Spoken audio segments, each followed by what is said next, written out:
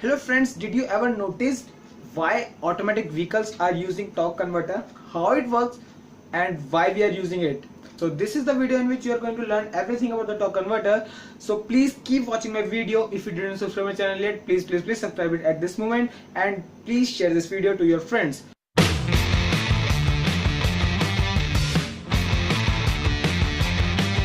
What happens guys if you place a stationary fan in front of a running fan? Yes, the stationary fan starts running in the opposite direction.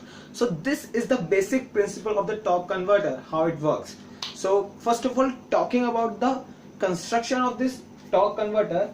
So this is the crankshaft that is coming out from the engine, and this is the flywheel, and this is the assembly of this torque converter.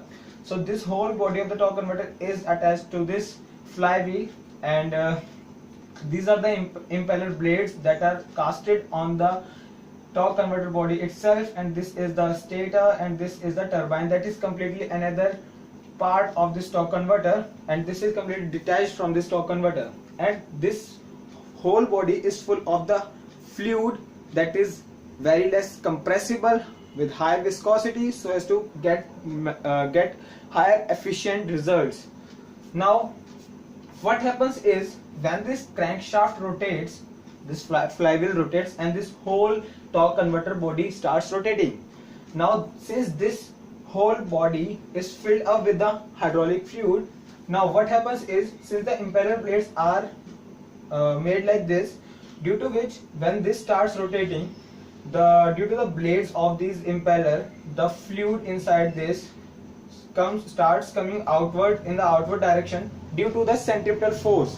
Now since the fluid is coming on the edge of it, after leaving the vanes or the blades of this impeller, it starts entering into the vanes or the blades of the turbine blades. Now due to the higher velocity and the acceleration, it imposes some force on the turbine blades, and now coming back from the blades of this turbine and from the stator, then passes back to the impeller. Now what happens is, when the engine is running at idling speed, now since this velocity is very less, so the force transfer to this turbine blades are very less. Since this turbine shaft is connected to the transmission, so due to the higher load and higher restriction on this shaft, the turbine blade needs much more force to rotate. Now when you slowly press the accelerator pedal, the engine speed increases, and hence the speed of this fluid and the centripetal force increases. Now due to which it starts applying much more force on this turbine. Now when the speed of this fluid becomes twice or thrice the initial speed, now then it starts applying a lot much effort on this turbine blade so that it starts rotating.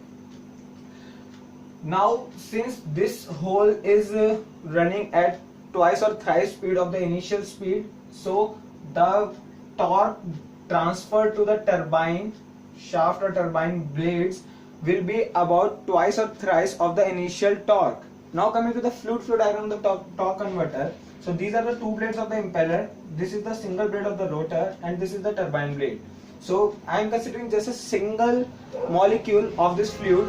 So when this whole assembly starts rotating, what happens is, this molecule is exerted some force in the outward direction due to the centripetal force. So this molecule will come in contact with this vane, and due to the structure of this vane, it will move like this, and due to the direction of this, it will come to the turbine blade. Now coming to the turbine blade, after it exits from the turbine blade, it enters into the rotor blade. Now this rotor blade just gives the direction to this molecule again back to the impeller blade. So coming to this diagram, and again trying to showing you how this fluid flows.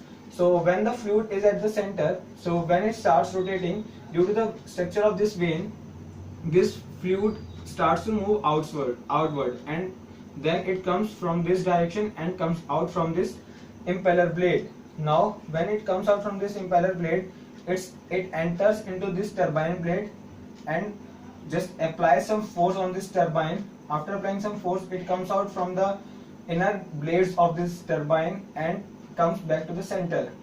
And now when it comes back to the center, it starts moving in this direction. Since the inner vane of this turbine is in the opposite direction of this impeller vanes, so what happens is the direction of the fluid in this inner vane is opposite to the direction of the fluid in this inner vane. So there is something required to change the direction to 180 degree of the fluid, so that it can enter in the most appropriate direction of these veins. So there is a rotator that is given over here. So what happens is when the fluid from here comes in contact with the veins of this stator that is placed in between these two blades, so this stator vane, since the stator vane is stationary, so it just changes the direction without rotating to the most appropriate direction of this turbine, and in this way the torque is transferred. Now coming to the most advantages of this torque converter that is mainly used in the automatic cars, because they doesn't need any clutch, because there is no clutch required over here. So what happens, as the RPM increases, the power transmission increases. Now less fatigue to the driver, because they doesn't have to press the hectic clutch pedal. And now coming to the disadvantage of this torque converter, and the basic disadvantage is some power loss due to the fluid, because they don't rotate at the same speed. So I think this is all about the torque converter. If you still have any doubts and any queries, please feel free to ask me in the comment section below. If you like this video, please share it to your friends so that they can also understand what torque converter is. So if you didn't subscribe my channel yet, please subscribe it at this moment, and keep watching, keep sharing, and keep supporting, guys. Thanks a lot.